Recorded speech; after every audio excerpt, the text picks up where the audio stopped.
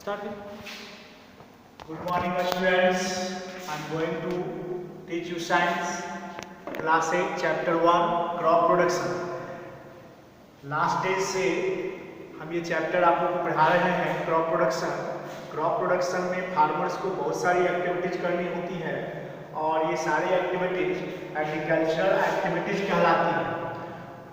पिछले दिनों हमने बहुत सारे एग्रीकल्चरल एक्टिविटीज जैसे preparation of soil, sowing seeds, irrigation ये सब पढ़ा चुके हैं। आज हम लोग डिस्कस करेंगे एक अलग एग्रीकल्चरल प्रैक्टिसेज का, वो है harvesting, threshing and winnowing.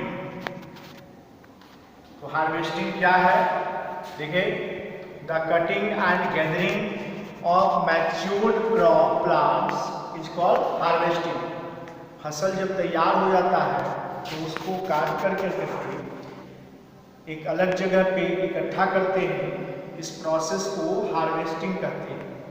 Harvesting के बाद थ्रेशिंग। थ्रेशिंग किसे कहते हैं?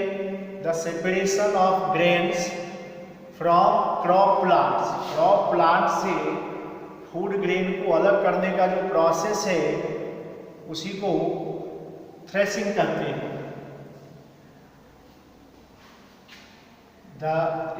उसके बाद है नेक्स्ट विनोइंग। विनोइंग क्या है? The removal of chaff from grains. Threshing के बाद ग्रेन और चैफ मतलब भूसी, कट्टू, ये सब मिक्स होता है, मिला होता है, तो उस कट्टू या भूसी को ग्रेन से अलग करना बाय यूजिंग विंड, हवा की मदद से, इज कॉल्ड विनोइंग। इस प्रोसेस को विनोइंग कहते हैं। अब ये तीनों प्रोसेस जो है किस तरह से किया जाता है, तो हार्वेस्टिंग देखिए दो तरह से, या तो मैनुअली या बाई मशीन। मैनुअली करते हैं सिकल के द्वारा जरिए, हसुआ, सिकल मीन्स हसुआ, हसुआ का यूज करते हैं। जितने भी एग्रीकल्चरल एक्टिविटीज है उसमें हम कोई ना कोई टूल्स का इस्तेमाल करते हैं। तो हार्वेस्टिंग का ये टूल्स हो गया सिकल, और एक टूल है हार्वेस्टर जो कि मशीन है। नेक्स्ट है थ्रेशिंग। थ्रेशिंग को भी हम या तो मैनुअली करते हैं बाय यूजिंग एनिमल्स, एनिमल्स का यूज करके बैल या भैंस के द्वारा हम थ्रेशिंग करवाते हैं, और दूसरा बाय यूजिंग मशीन, उस मशीन को थ्रेशर कहते हैं। एक मशीन ऐसा भी होता है जिससे हार्वेस्टिंग और थ्रेशिंग दोनों होता है, उसको हम कंबाइन कहते हैं। ये मॉडर्न मशीन है, इसमें फसल कट भी जाता है और थ्रेशिंग भी हो जाता है, तो कंबाइन कहते हैं। और एक मशीन ये हार्वेस्टर है जिससे केवल हार्वेस्टिंग होता है, कंबाइंड से दोनों काम होता है। नेक्स्ट है विनोइंग। विनोइंग भी दोनों तरह से होता है, मैनुअली भी होता है बाय यूजिंग विंड, और मशीन के द्वारा भी होता है बाय यूजिंग विनोइंग मशीन। इसके बाद आइए नेक्स्ट एग्रीकल्चर प्रैक्टिसेज है स्टोरेज। हमने फूड प्रोडक्शन, क्रॉप प्रोडक्शन कर लिया, अच्छी उपज हुई और उसको हमने स्टोर ही नहीं किया और बर्बाद हो गया, तो इससे कोई फायदा नहीं है। तो जो फूड ग्रेन को एट अ टाइम हम लोग सारे के सारे फूड ग्रेन को एक ही बार में यूज नहीं कर सकते, उसको साल भर यूज करना होता है, तो इसके लिए स्टोर करना जरूरी है। वो store food grains for future and emergency use is called storage. भविष्य में इस्तेमाल के लिए या इमरजेंसी में इस्तेमाल करने के लिए हम फूड ग्रेन्स को स्टोर करके रखते हैं, इसी को हम स्टोरेज करते हैं। This is done in silo, granaries, buffer stock etc। तो ये अलग अलग जगहों पे हम एक तरह का बिल्डिंग है ये साइलोज, ग्रेनरीज, जिसमें कि हम लोग फूड ग्रेन को स्टोर करते हैं। फूड ग्रेन को स्टोर करने के पहले before storage food grains should be dried in sun completely. Food grain को एकदम सुखा देना चाहिए, इससे फूड ग्रेन के सड़ने का संभावना नहीं होता है। Storage should be well maintain, और साथ ही साथ स्टोरेज भी वेल मेंटेन होना चाहिए to protect the food grain from microbes, rodents, rodent का मतलब चूहा जैसा जीव जंतु रोडेंट कहलाता है, एंड ह्यूमिडिटी, नमी से। इन तीनों चीजों से फूड ग्रेन को बचाने के लिए स्टोरेज जो है वेल मेंटेन्ड होना चाहिए।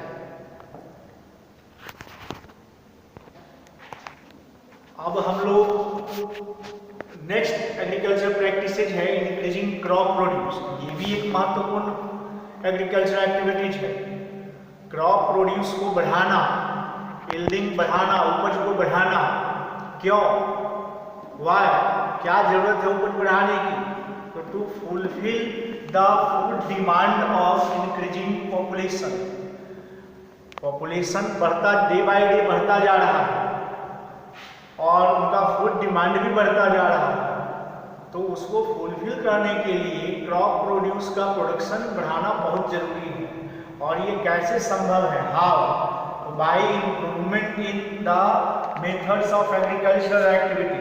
एग्रीकल्चरल एक्टिविटीज का जो भी मेथड हम इस्तेमाल करते हैं उसमें इम्प्रूवमेंट जरूरी है, चाहे वो प्रिपरेशन इन सॉइल हो, चाहे सोइंग सीड्स हो या इरिगेशन हो, हर मेथड को मॉडर्न बनाना हो।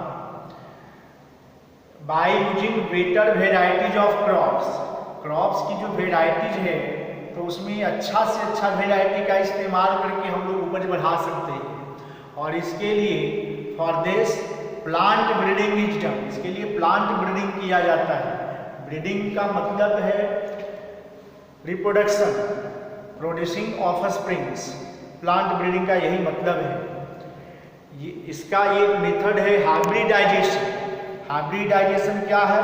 तो ये एक टेक्निक है, technique used for developing a new variety with desired characters by cross breeding between two varieties. दो वेराइटीज के प्लांट्स को हम क्रॉस करवा करके डिजायर्ड कैरेक्टर वाला एक नया वेराइटी, नया प्लांट गेन करते हैं। इस प्रोसेस को हाइब्रिडाइजेशन कहते हैं, है ना।